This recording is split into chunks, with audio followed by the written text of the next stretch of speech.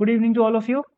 आज अपन लोग एक नई सीरीज चालू कर रहे हैं जिसमें अपन जेडब्ल्यू एडवांस के पेपर 1 और पेपर 2 को सॉल्व करेंगे।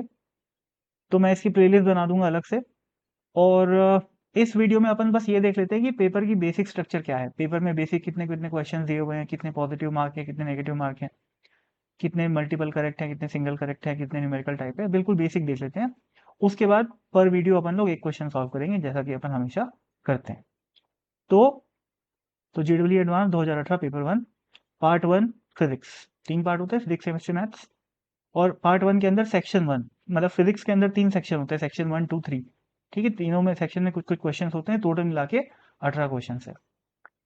तो देखो भाई, पहले में क्या है, 6 क्वेश्चन है और हर क्वेश्चन 4 मार्क्स का है ये। और नेगेटिव -2, गलत होने पे नेगेटिव और 2, और पार्शियल मार्किंग का भी स्कीम है यहाँ पर। और मोर देन 1 करेक्ट है ऑब्वियसली। तो कितने हो गए, 24 मार्क्स, 6 क्वेश्चन। ठीक है, अब ये 6 क्वेश्चन 1 2 3 4 5 6। अगला पार्ट जो है जिसमें न्यूमेरिकल वैल्यू पूछा हुआ है आंसर के रूप में।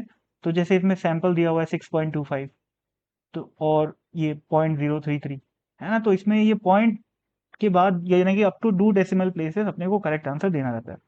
अच्छी बात ये है इन क्वेश्चनों में कि हर क्वेश्चन 4 नंबर का है, सॉरी, हर क्वेश्चन 3 नंबर का है और नेगेटिव मार्किंग नहीं है।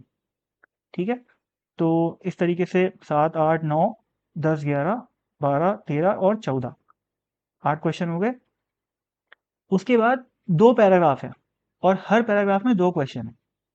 ठीक है, और only one of the options are correct, यानी कि सिंगल करेक्ट आंसर है। सही बोल रहा हूँ ना मैं? हाँ, सिंगल करेक्ट है। हाँ बिल्कुल, सिंगल करेक्ट है। और दिख रहा होगा कि भैया +3 और नेगेटिव मार्किंग -1 की है। ठीक है, और 4 क्वेश्चन, हर क्वेश्चन के ऊपर 3 नंबर, तो कितने हो गए, 12 नंबर।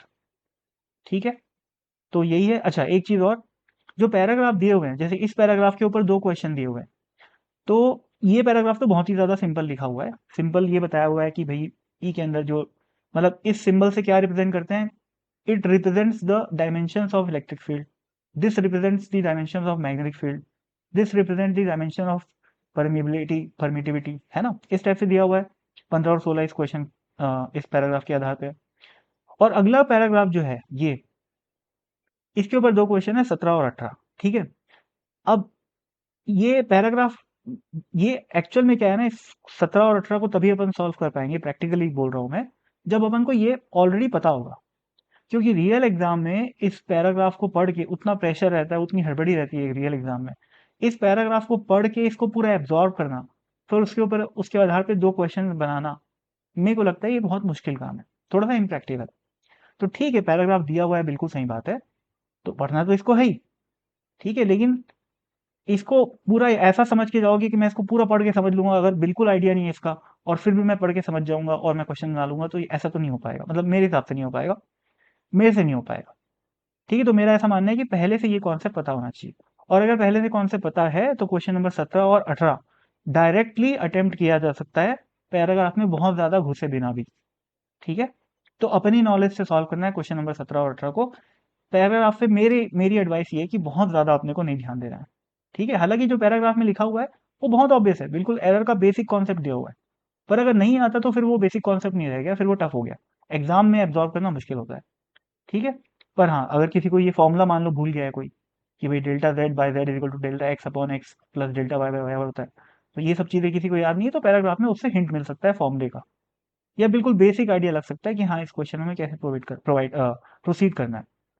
तो पैराग्राफ को बस सप्लीमेंट की तरह यूज करना है ना।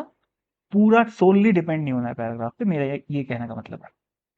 खैर, अब अपनी अपनी राय हो सकती है, अपनी अपना अप्रोच हो सकता है। जो मैं को मेरा जो मेरी जो सोच है वो मैं बता दिया। अब अपन नेक्स्ट वीडियो में मिलेंगे जिसमें अपन लोग पर वीडियो एक क्वेश्चन सॉल्व करेंगे। तो see you in the next one. Thank you.